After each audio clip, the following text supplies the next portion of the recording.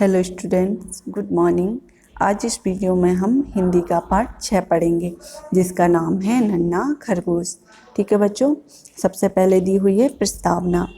प्रस्तुत कहानी एक छोटे से खरगोश की है जो अपने मन में पढ़ने की उमंग लिए बच्चों के पीछे जाता है। आइए पढ़ते हैं आगे क्या हुआ। ठीक है। एक था नन्हा खरगोश, उसका नाम था चिंटू। एक दिन सुबह सुबह वह उठा उसने और घूमने निकल पड़ा। रास्ते में उसने बहुत से छोटे छोटे बच्चों को देखा। वे नहा धोकर सुंदर कपड़े पहनकर कंधे पर बस्ता टांगे कहीं जा रहे थे। खरगोश को यह बहुत अच्छा लगा। वह भी चुपचाप उनके पीछे पीछे चल दिया। बच्चे एक स्कूल में पहुँचे। चिंटू भी वहां आ पहुंचा। उसे देखते ही सारे बच्चे प्रसन्न हो गए। प्रसन्न यानी खुश हो गए। अध्यापक जी कक्षा में पढ़ाने आए। नन्हे चिंटू को देखते ही बोले, अरे नन्हे खरगोश, तुम भी पढ़ोगे? चिंटू ने गर्दन हिलाकर कहा, हाँ। अध्यापक जी ने उसे रंग बिरंगे चित्रों वाली सुंदर सी किताब दी। चिंटू बड़े मज़े से किताब में बने हाथी, शेर, भालू, लोमड़ी आदि के चित्रों को देखता रहा। जब बच्चों की छुट्टी हुई तो वह जंगल में अपने घर की ओर चल दिया। जंगल में आकर उसने रंग बिरंगे चित्रों वाली किताब सबको दिखाई। हाथी, शेर, भालू, लोमड़ी और मोर सबने अपने अपने चित्र देखे। सब खुशी से उछलने लगे। तो बच्चों, ये थी ये कहानी जिसमें एक छोटा नन्हा सा खरगोश रहता है।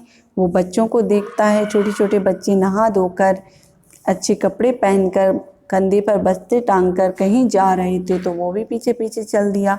वो सब बच्चे कहाँ जा रहे थे? स्कूल में। ठीक है।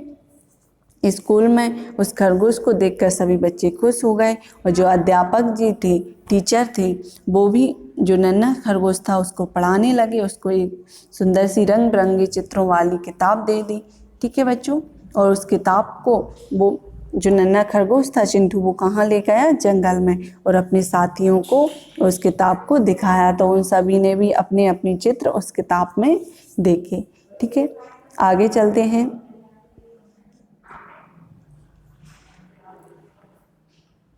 शब्द ज्ञान, यहाँ पर कुछ शब्द दिए गए हैं, उनको पढ़ते हैं। पहला शब्द है नन्हा। नन्हा को अर्थ होता है बच्चों छोटा, और इंग्लिश में इसको बोलते हैं स्मॉल। ठीक है। अगला शब्द है स्कूल। स्कूल का अर्थ होता है पाठशाला, और इसको इंग्लिश में बोलते हैं स्कूल ही। ठीक है। अगला शब्द है प्रसन्न। प्रसन्न का अर्थ होता है खुश, और इंग्लिश में बोलते हैं हैप्पी। ठीक है। अगला शब्द है फॉरेस्ट। फॉरेस्ट का अर्थ होता है बच्चों वन, और जंगल। जंगल का अर्थ होता है वन, और इसको इंग्लिश में बोलते हैं फॉरेस्ट। अगला शब्द है चित्र। चित्र का अर्थ होता है बच्चों तस्वीर, और इंग्लिश में बोलते हैं इसको पिक्चर। ठीक है। अगला है अभ्यास। इसमें पहला प्रश्न है, सभी सही उत्तर के सामने सही का चिन्ह लगाइए। पहला प्रश्न है, चिंटू कौन था? आ नंबर पर खरगोश, बा नंबर पर हाथी, सा पर भालू और दा पर गधा। तो चिंटू कौन था बच्चों? खरगोश। तो जो आ नंबर का ऑप्शन है वो सही हो जाएगा। उसके आगे आप राइट का निशान लगा देना। अगला प्रश्न है, खा नंबर पर, बच्चों के पीछे पीछे चलकर चिंटू कहाँ पहुँचा? जंगल में, शहर में, सर्कस में या स्कूल में? तो बच्चों के पीछे पीछे चलता चिंटू कहाँ पहुँच गया था? स्कूल में। तो जो दा नंबर का ऑप्शन है वो सही हो जाएगा बच्चों। उसके आगे आप सही का चिन्ह लगा देना। अगला प्रश्न है गा नंबर पर, चिंटू ने अन्य जानवरों को क्या दिखाया? तो बल्ला, चित्रों वाली किताब, गुब्बारा या गेंद? तो चिंटू ने अन्य जानवरों को क्या दिखाया बच्चों? चित्रों वाली किताब। बा नंबर का जो ऑप्शन है वो सही हो जाएगा। ठीक है। आगे दिया हुआ है, निम्नलिखित प्रश्नों के उत्तर दीजिए। इसके लिए बच्चों हम अगले पेज पर चलेंगे। पहला प्रश्न है, चिंटू बच्चों के पीछे पीछे क्यों चल दिया? तो इसका उत्तर होगा बच्चों, बच्चे नहा धोकर सुंदर कपड़े पहनकर कंधे पर बस्ता टांगे कहीं जा रहे थे, इसलिए चिंटू बच्चों के पीछे पीछे चल दिया। ठीक है, एक बार और पढ़ते हैं। बच्चे नहा धोकर सुंदर सुंदर कपड़े पहनकर कंधे पर बस्ता टांगे कहीं जा रहे थे, इसलिए चिंटू बच्चों के पीछे पीछे चल दिया। अगला प्रश्न है प्रश्न नंबर 2। अध्यापक जी ने नन्हे चिंटू को क्या दिया? इसका उत्तर होगा बच्चों, अध्यापक जी ने नन्हे चिंटू को रंग बिरंगे चित्रों वाली सुंदर सी किताब दी। ठीक है, अगला प्रश्न है प्रश्न नंबर 3। चिंटू की किताब में जंगल के जानवरों ने क्या देखा? इसका उत्तर होगा बच्चों, चिंटू की किताब में जंगल के जानवरों ने अपने चित्र देखे। ठीक है, ये हमारे जो प्रश्न थे उनके उत्तर कंप्लीट होते हैं बच्चों। ऊपर चलते हैं। शब्द बोध, यहाँ पर कुछ शब्द दिए हैं। पहला शब्द है सही शब्द लिखकर वाक्य पूरे कीजिए। खरगोश घर की ओर चल दिया। ठीक है, तो ये खाली स्थान में हम दिया लिखेंगे। खा नंबर पर मास्टर जी कक्षा में पढ़ाने पहुँचे।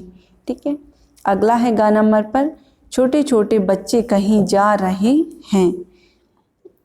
अगला है घा नंबर पर चिंटू शहर में जा पहुंचा। ठीक है बच्चों, अगला है व्याकरण बोध। इसमें है पहला प्रश्न, वाक्य पढ़िए समझिए और लिखिए। तो यहाँ पर का नंबर पर है मैं खेलता हूँ। तो इसका बच्चों हमने जो लाइंस बनाकर दिए हुए हैं उसमें क्या लिखेंगे, मैं खेल रहा हूँ।